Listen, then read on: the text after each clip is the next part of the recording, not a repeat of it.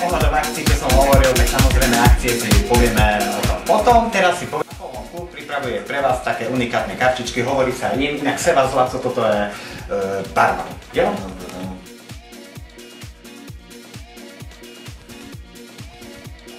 Laco barman, keby náhodou to niečo chcete, aby ste vedeli, kde si treba pýtať nejaké drinky. Dobre, takže aká karta?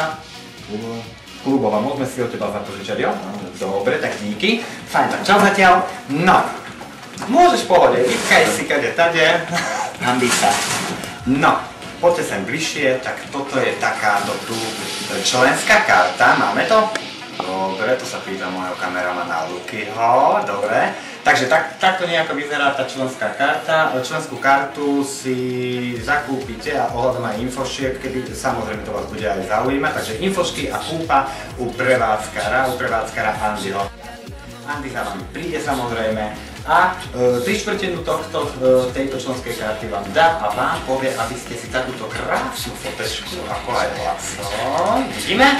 Super. Ako aj Laco si samozrejme sem dodal, inak on sa neviem, to sa vedeme zamestnaním, ale to je jedno.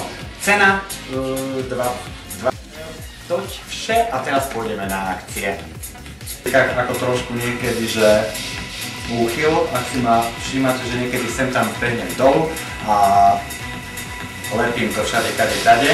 Nedele, každú nedelu býva underwear party, priatelia. OK, underwear znamená v spodnom prádle. Áno, to len pre niektorých, pretože všelijaké otázky padajú tu v šatni. A tiež sú akcie. Oplatí sa určite mať tú členskú kartu z dôvodu, že členská karta uprednostňuje vstup samozrejme a na všetky akcie zadará. Čiže po celý rok na rok 2011 máte zadarmo vstup. Inak existujú aj rôzne zľavy na vstupné, všetko informácie u Andyho a v druhom rade Andy dá vždy vedieť aj DJ-ovi, takže DJ sem tam aj vyhlasuje, treba aj počúvať občas DJ-a, čo hovorí, OK?